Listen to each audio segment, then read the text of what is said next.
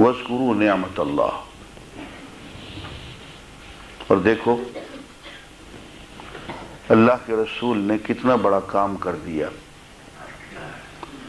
اور تم پہ اللہ کے رسول کی وجہ سے کتنی بڑی اللہ کی نعمت آ گئی کہ اللہ کے رسول نے تمہیں سب کو ملا کے اللہ کی رسی پہ اور اللہ کی رسی کو مضبوطی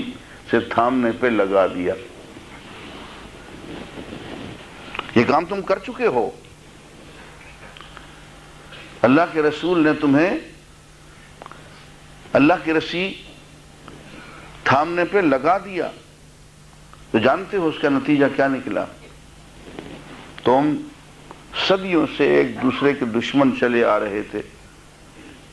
کنتم اعداء، تم دشمن تھے ایک دوسرے کے۔ اوس اور خزرج کی آپس کی لڑائی، یہ دو قبیلے تھے انصار کے، مدینے میں رہتے تھے، کچھ 125 سال سے آپس میں یہ لڑ رہے تھے اور یہودی نے لڑا رہے تھے۔ فرمایا تم نے، اوس نے بھی خزرج نے بھی مل کے اللہ کی رسی کو تھام لیا، بھائی بھائی بن گئے تم تو۔ فَأَلَّفَ بَيْنَ قُلُوبِكُمْ، جب تم سب نے اللہ کی رسی کو مضبوطی سے تھام لیا تو اللہ نے تمہارے دلوں میں الفت ڈال دی۔ فَأَصْبَحْتُمْ بِنِعْمَتِهِ إِخْوَانًا، اور تم اللہ کی اس نعمت کی وجہ سے بھائی بھائی بن گئے۔ یا تو ایک دوسرے کے خون کے پیاسے تھے کہ اوس کا کوئی آدمی خزرج کے کسی آدمی کو کہیں نظر آ جاتا تھا تو مار دیتا تھا اس کو، اور اب یہ کہ تم بھائی بھائی ہو، حضور کے زیر سایہ اللہ کی رسی کو پکڑے ہوئے تم ایک منزل کی طرف سب جا رہے ہو۔ وَكُنْتُمْ عَلَى شَفَا حُفْرَةٍ مِّنَ النَّارِ، تم تو آگ کے گڑھے کے کنارے پہ کھڑے ہوئے تھے، ایک قدم اور آگے کو لیتے تم سیدھے آگ کے اندر چلے جاتے، لیکن اللہ کے رسول نے فَأَنْقَذَكُم مِّنْهَا، اللہ نے تمہیں اور اللہ کے رسول نے تمہیں اس سے بچا لیا۔ كَذَلِكَ يُبَيِّنُ اللَّهُ لَكُمْ آيَاتِهِ لَعَلَّكُمْ تَهْتَدُونَ، اس طرح سے اللہ تعالیٰ اپنی آیات تم پہ واضح کرتا ہے تاکہ تم ہدایت پا جاؤ۔ یہاں عزیزان گرامی دو تین اہم باتیں ہیں۔ صحابہ کرام چونکہ بہت ذہین لوگ تھے، تو جب یہ آیت نازل ہوئی کہ اتقوا اللہ حق تقاتہ، اس قدر تقوی اختیار کرو جس طرح سے تقوی اختیار کرنے کا حق ہے، اب چونکہ ان کی نیت تھی عمل کرنے کی تو وہ پریشان ہو گئے، اور انہوں نے حضور سے عرض کی یا رسول اللہ تقوی کا حق تو ہم سے ادا نہیں ہو سکے گا۔ اللہ سے تقوی، اللہ کی جلال اور عظمت کو دل میں بٹھانے کا حق، اس سے ڈرنے کا، اس کی اطاعت کرنے کا، اس کے دین کے کام کرنے کا حق، وہ تو ادا نہیں ہو سکے۔ کوشش تو ہم کریں گے، لیکن یا رسول اللہ اس کا حق کہاں ادا ہوگا ہم سے،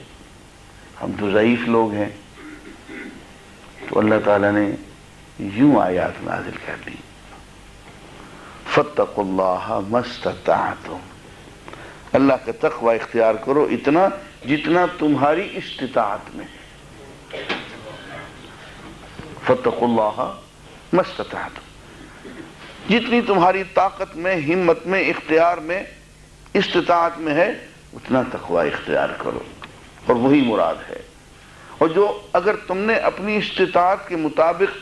پوری ہمت کے ساتھ تقوی اختیار کر لیا تو گویا تم نے اپنی طرف سے حق ادا کر لیا۔ اور عزیزان گرامی یہ جو فرمایا کہ وَلَا تَمُوتُنَّ إِلَّا وَأَنْتُمْ مُسْلِمُونَ، بات یہ ہے کہ ہمارے اختیار میں زندگی تو کچھ ہے، موت ہمارے اختیار میں نہیں ہے، لیکن فرمایا یہ کہ پوری زندگی اللہ کے حوالے کر دو تاکہ موت اللہ کے راستے میں آئے۔ اس میں حضور اکرم صلی اللہ علیہ وسلم نے بہت خوبصورت ایک جملہ ارشاد فرمایا کہ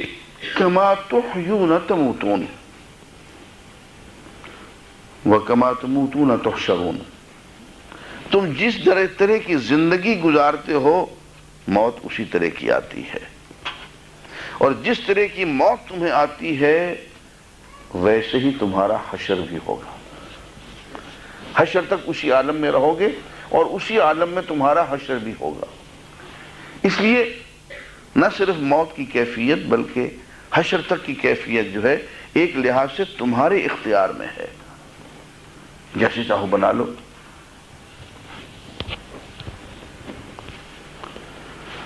اور یہاں ایک بات اور بھی واضح ہو رہی ہے، اللہ تعالیٰ نے دو باتوں کی ہمیں یہاں نصیحت فرمائی، ایک تقوی اور دوسرا اعتصام، ایک رسی کو مضبوطی سے تھام لینا، یعنی باہمی اتفاق۔ فرمایا یہ تمہاری اجتماعی قوت کے دو اصول ہوں گے، ایک تو تم اپنی اپنی جگہ پہ انفرادی طور پہ اجتماعی طور پہ متقی بن جاؤ، پرہیزگاری کا راستہ، اللہ سے محبت اور اللہ کے کام کا راستہ اختیار کرو، اور دوسرا آپس میں جڑے رہو، ایسا کوئی عمل، ایسی کوئی شکل برپا نہ ہونے دو جس میں کہ تمہارے درمیان نفرت اور کسی قسم کا نفاق پیدا ہو۔